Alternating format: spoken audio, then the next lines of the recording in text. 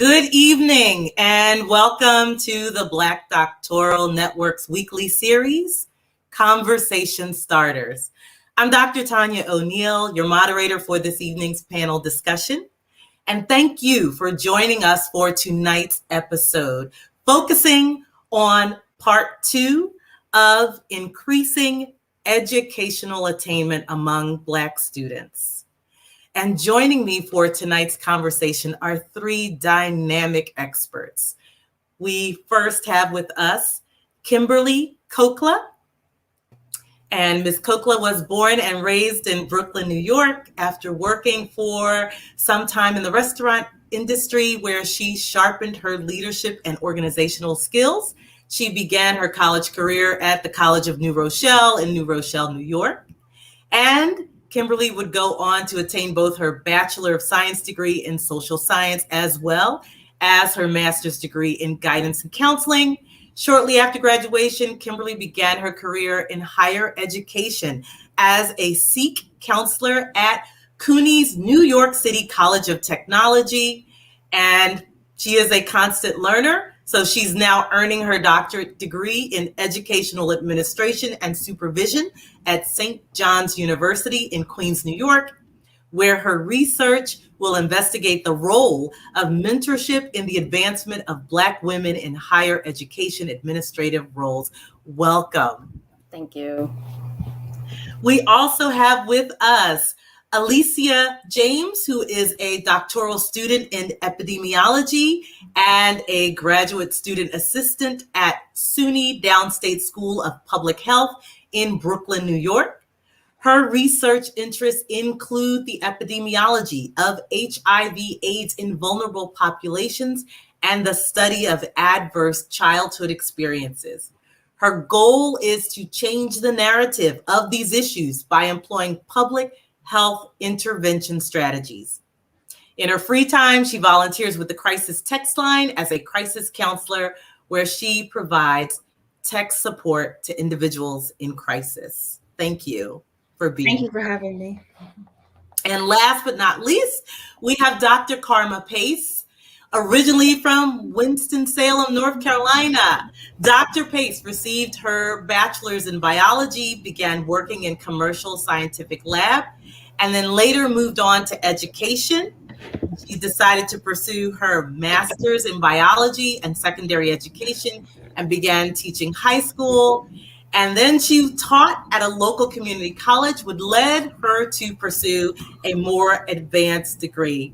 She received her master's in bioscience research and later her PhD in neuroscience from Delaware State. She currently serves as the faculty lead of the Philadelphia campus of Harrisburg University. And she has served on faculty of various colleges and always looks for opportunities to extend her science outreach. Welcome. Thank you for having me. So thank you all for being here. I'm so excited to get into this conversation around increasing educational attainment among Black students. And so I'm going to jump right into it with the first question, with something I think that's all on our minds tonight. And so I'll start with you, Kimberly. What impact has the COVID-19 pandemic had on educational attainment? I think it's had a huge impact, and not necessarily a positive impact. I think a lot of students have started to learn that it's more important to take care of their family or be home or to work. So I found in my field, with my experiences, a lot of students have taken a break.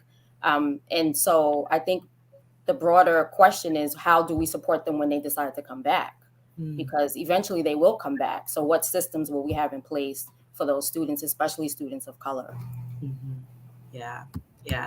And I see all of us are nodding our heads. And so I'm going to jump right over to Dr. Pace, if you want to chime in.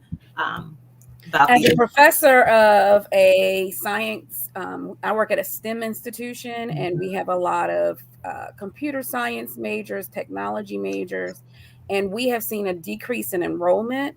As soon as COVID hit and we went into teaching online, a lot of them could not manage that self-management. and we've seen students transfer out. Some students just did not return this year. I would like to say that now that we're hopefully coming out of this a little bit, we will see an increase in enrollment, but we do need to have some support systems, like Kimberly said, once they return to make this work for them. Yeah. And Alicia, same question. Yes, I think due to the remote model, it's difficult to appeal to all students' learning styles. So, and I live in New York City, and the problem was even more pronounced because of the many disparities here. So, students who lack appropriate technological resources and someone to supervise their learning were the most likely to suffer. Additionally, the core function of socialization that schools provide was affected by COVID-19. So we felt the impact all around, but for me, younger students definitely suffered. Mm-hmm. Yeah. So moving on to the next question, why is it important to discuss Black students' academic success in today's society? And I'm going to open that up to whoever wants to jump in there first. Well, I'll take that one first. I think it shifts the narrative. I think that, if we start to show more positive sides of what Black people are accomplishing, it shifts the narrative and it encourages. So even during this time where a lot of students may feel like they don't want to go back to school, they don't know how to go back to school, it helps to have a positive sort of like conversation about Black success. So I think it shifts the narrative. Mm-hmm. And I'm just going to piggyback on that. I think that having myself out there and exposing as many people as possible to me and my background working in sciences has been critical in influencing students to see themselves in a different light. Mm-hmm. To see that, yes, we do pursue higher education, and our academic success is success of the U.S. Your country is only as strong as your weakest member. And if everyone sees us out there, then they will know that it is something that they can attain, and that, by educating all of our students, then everyone is affected. So it's critical to make sure that they see us. We need to be visible. We need to be seen. Yes, and to that, I'll add just the old cliche that education is the key to success. And there's just a lot of merit to this saying. And we just have to consider that there was a time when people in our community were denied the right to an education, and they did that as a way to limit us. So having academic success will open more doors of opportunities and give our youth more option. They can become more empowered. And just a real quick note, my research that I shared at the conference, the Black Doctoral Conference in October, basically we found an inverse association between educational attainment and arrest. So basically having a certain level of academic success could translate to a decrease in criminal behavior in our society. Yeah. That resonates so much with me. I can remember how important that was to my parents, and being a first generation college graduate in my family. I remember how important that was. And so along that same vein, the next question: what disparities are present for Black students within the academic landscape today? What are you seeing? What disparities? And I'll throw this to you to start off, Dr. Pace. Working at my institution, I've noticed that access to funding and resources has really been a challenge. I spoke with some of my undergraduates today about comparing what they experienced in high school to the amount of work we require in college, and they come in ill prepared. It's based on what they've received and whatever educational institution they were at before. They're not used to doing homework. They're not held to standards. We're asking them to read outside of class. And so they come in ill prepared. Some of them are not even in college level math and reading courses. Mm-hmm. And so it can be a challenge, especially for a science class, when I have students who are in remedial math and remedial English, trying to take in the information that I'm providing them and make them understand it. So I feel like we need to provide more support in secondary ed, maybe in high schools and middle schools, preparing our kids so that when they get the opportunity to come to college, number one, they know what to expect. They are ready to handle it. They hit the ball running. They don't spend their entire freshman year trying to play catch up. And then they're still behind, taking more time just to get to college level courses. Funding can also be an issue. I'm very lucky that my college provides funding to most of our students, and we have quite a few minority students. So I appreciate that, and that's why I stay. I want to be there. I want them to see us, and I want them to be encouraged, but we just need to prepare them so that they are ready to tackle that challenge of college. Okay. Kimberly, I'm going to throw the ball to you. I'm shaking my head because I agree with Dr. Pace so much, but then I also think there's a big missing piece to that, and that's the parents, right? We always, I feel like we blame students for not being prepared, but we don't have the conversation about parents not being prepared, because parents are the ones who, or guardians, or whoever is, with that child. So if we don't educate the parents, then in a sense, the parents don't know what their children are supposed to actually accomplish in college. So there's like a big gap there. And I think we talk about, oh, the kids are not ready, the kids are not ready, the kids are not ready. But who's supporting them? Who's helping them prepare for this huge, it's a maze, right? College is a maze, from financial aid to, to applications and if the parents don't know, right, they just know go to college. And that's fine. But what does that entail? So I think the parent piece is a big piece that is a problem that's missing. Yeah. Alicia, you want to chime in? I'll just quickly chime in because I love, I think we should also consider the foundational level, like the younger level grade school. And so basically, Black students may arrive at school with a disadvantage to begin with. And what we find is that younger students, Black students, compared to their counterparts of other groups, basically have a lower reading level. And that's simply because in many Black households, there are competing priorities. So parents, which is, what one of my colleagues just said, don't have the time to spend teaching their children how to read, right? So we have to address the family structure, the instability in the home that leads to these disparities in education, starting at those younger grade levels. And, obviously we see it at the college level as well. Yeah, you just reminded me, Alicia, that my mother used to make me read the newspaper to her at the dinner, at the kitchen table while she was cooking dinner, and I would read the newspaper to her. Wow. Yep.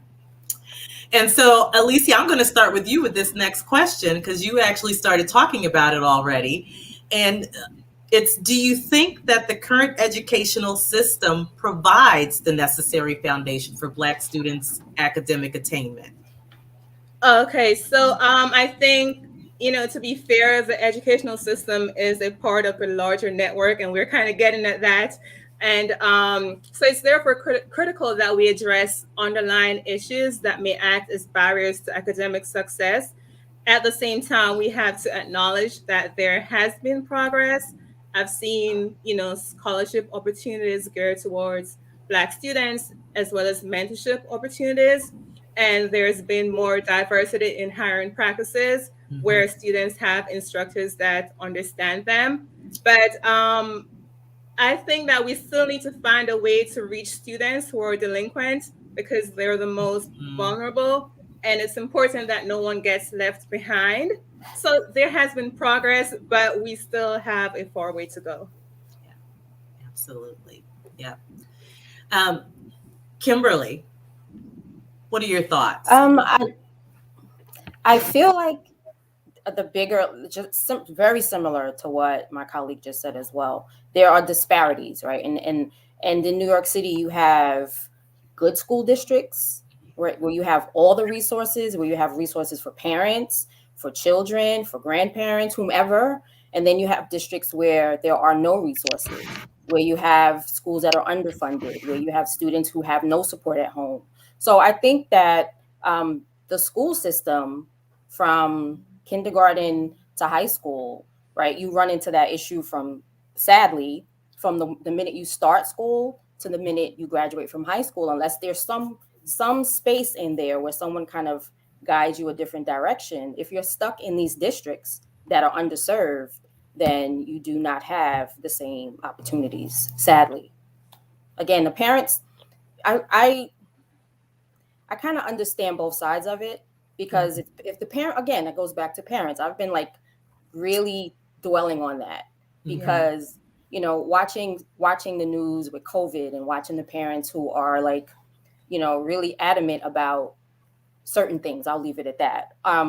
You realize that there's an access issue, right? There's some schools that are receiving more, devices. There are schools that students still don't have devices. We're almost 2 years into a pandemic. So how are those students going to continue if they don't have the help now? We're going on 2 years. So how do we prepare them for college when in elementary school they've gone a year and a half with a paper packet, So it starts there. Yeah. And Dr. Karma? Yeah, I would just like to add, I've tutored kids and worked with programs such as the No Child Left Behind program. I, coming up, participated in Upward Bound. So I had mentors who kind of guided me and told me what to expect. I spent my summer on college campuses, so I knew what it would be like when I got there. It wasn't a shock to my system. And it's very disturbing that economics, which was an issue back when I went to school 30 years ago, is still the biggest issue. You would think with all this technology that is available, and I've seen, districts, I live in Delaware right now, districts have had computers and computer rooms donated. When I teach in Philadelphia, they've had, the entire city has hotspots sponsored by, Xfinity and Comcast. It's just very concerning that we're still down to the basic economics of we don't have the resources, and something needs to change. Yeah. And you're absolutely right. I'm also near the Philadelphia school district, so I've definitely seen where there are places and spaces where there is access, and then there are still some places where it's still hard to get that access. And so to layer on to that question, the next question is what are your thoughts around how can academic leadership support the implementation of support services in the academic settings for Black students? And I'll shoot to Alicia.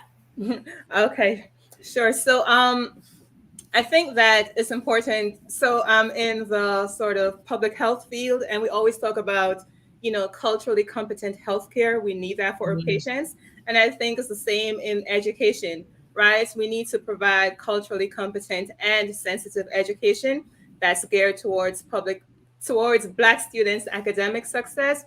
And it's important that, we create a safe space for all students to express themselves and their identities. And we also need to understand the impacts of intersectionalities that may complicate educational attainment even more. So it's basically understanding the students that are being served, understanding them better. Yeah. Yeah.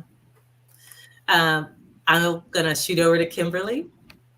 I agree, actually. I think that it's sort of like if you can identify with your population of students, then you know exactly where they need to be served, right? If you have an administration, whether it's higher ed or it's like administration in a school, high school, it should reflect the population of students in the school, right? I think that there are opportunities for that, but it's sort of not happening as fast as it should.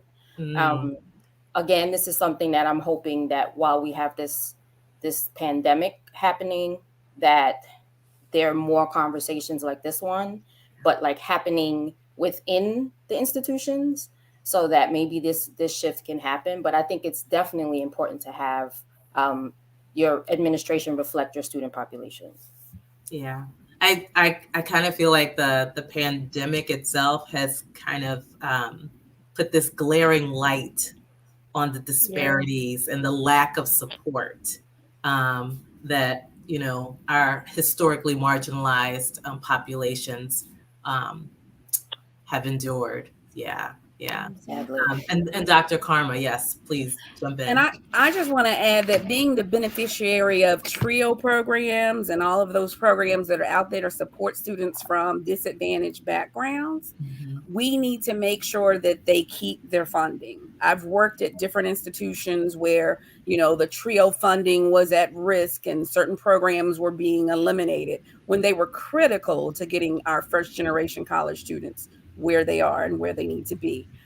We need to make sure that these programs are advertised. We need to be advocates to go out into the community and tell people about these programs, get the students to participate. It makes so much of a difference. I was a first generation college student, and having attended my local Upward Bound, I've worked for various programs in the TRIO support system. When we talk about academic leadership and support services, you need to have counselors on your college campus that are aware of these programs, that direct students to them. I heard about Upward Bound when I was in 9th grade, and I was like, oh, this sounds interesting. This is something I should be a part of. But if it's not being funded, number one, if it's not being supported, students aren't aware. They had programming for parents as well to prepare us to have our financial aid completed on time and to have everything turned in. We need these programs. These programs need to be funded.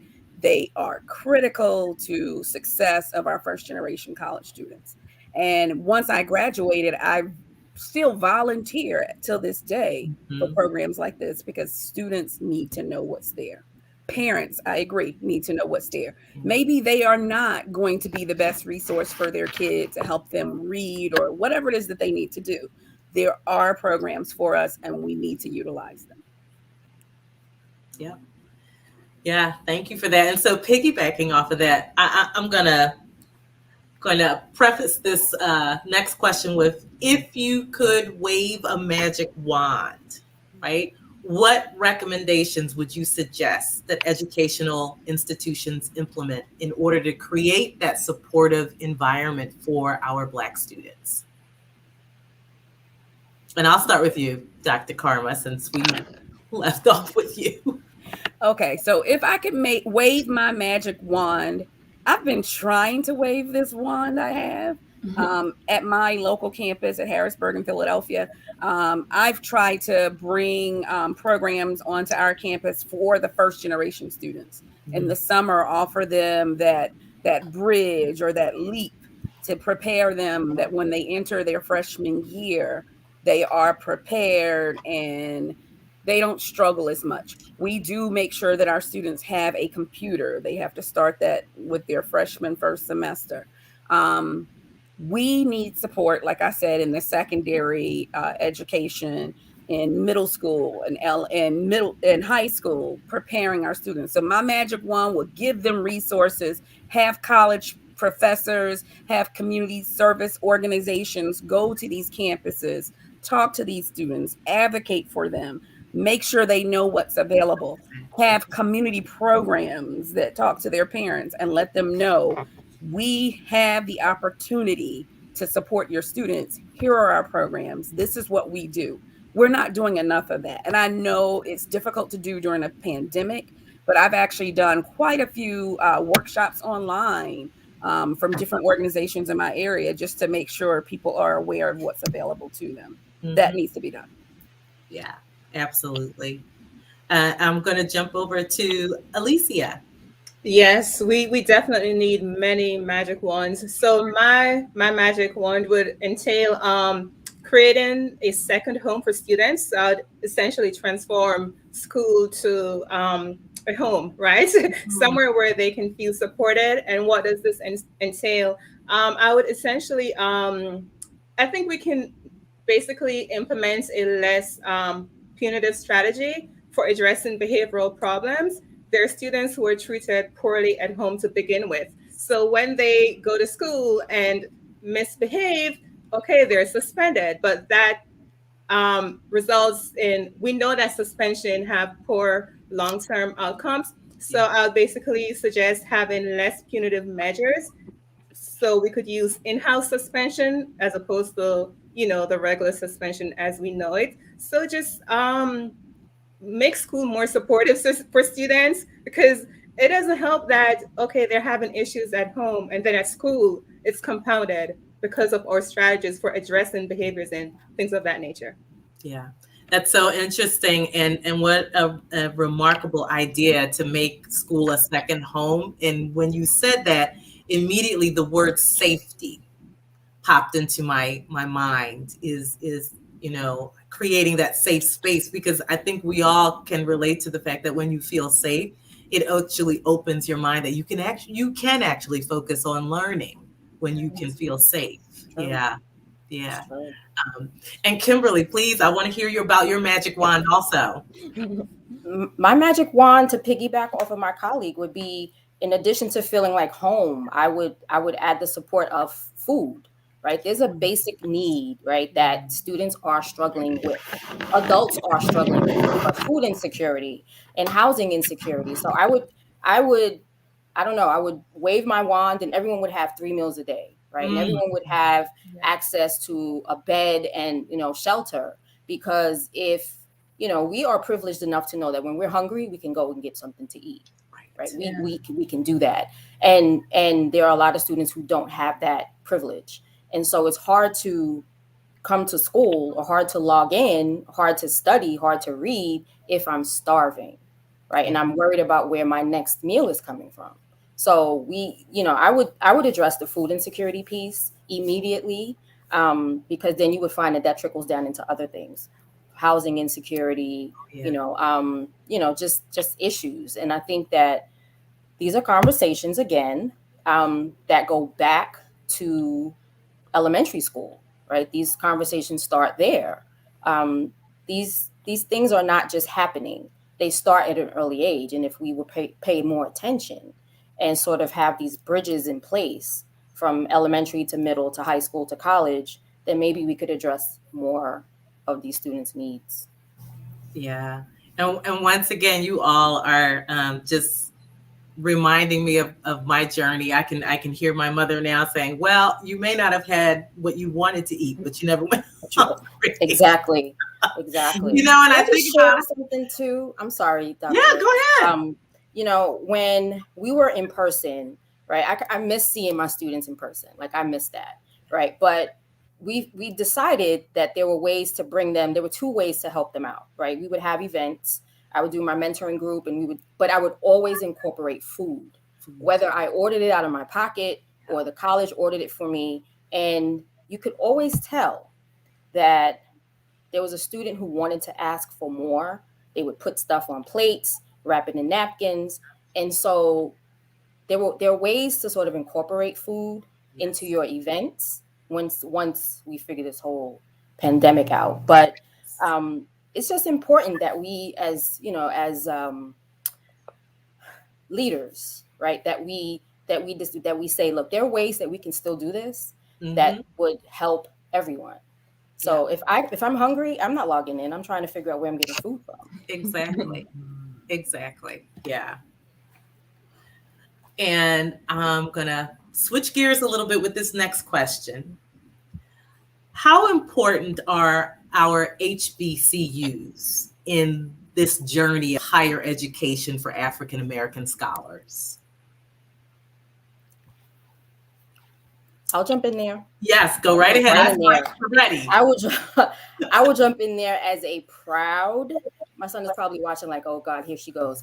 As a proud Morehouse mom. My son graduated from Morehouse College in 2017.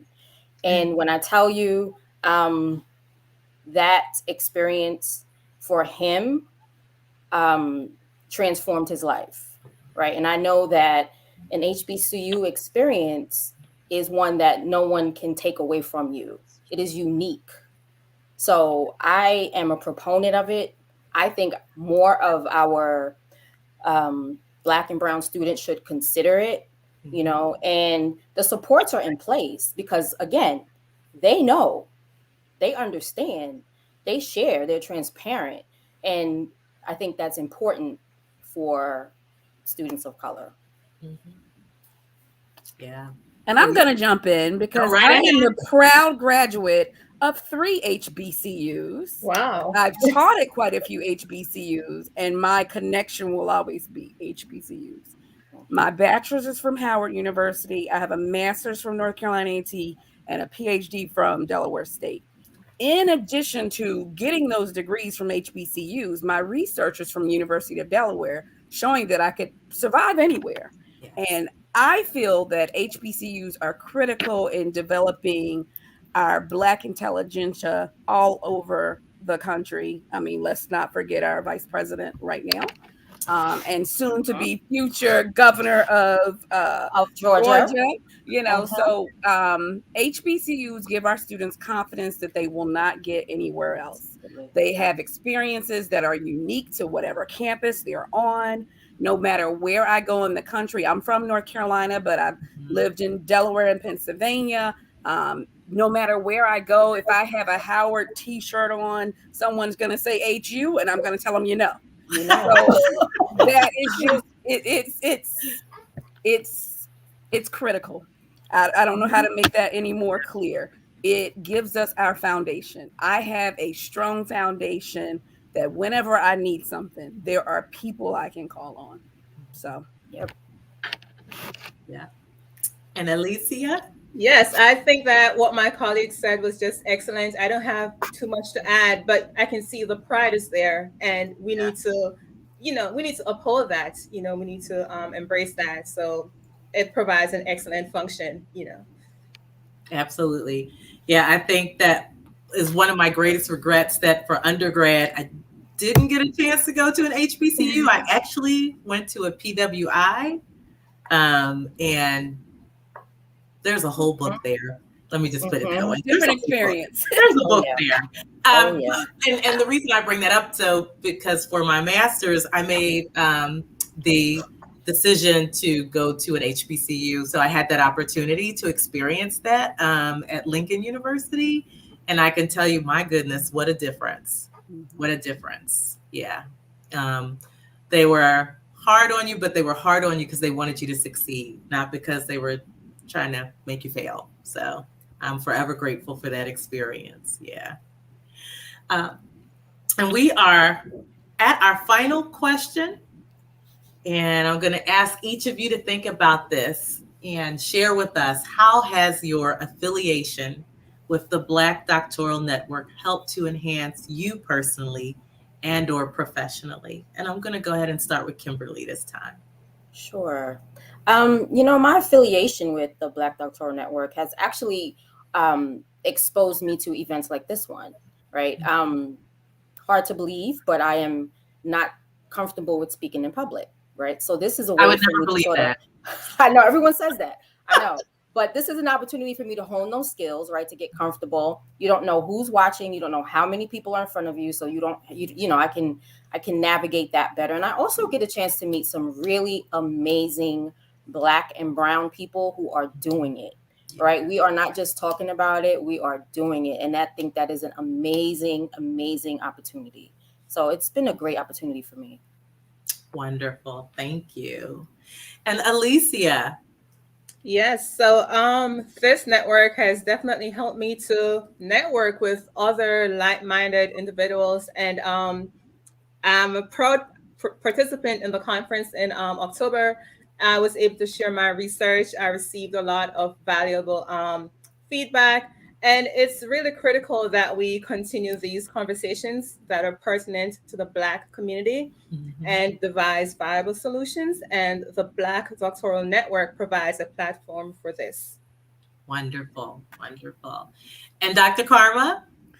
I would just like to say I wish I knew of the Black Doctoral Network when I was getting my PhD, because it would have been great to network with, other minorities pursuing their degrees.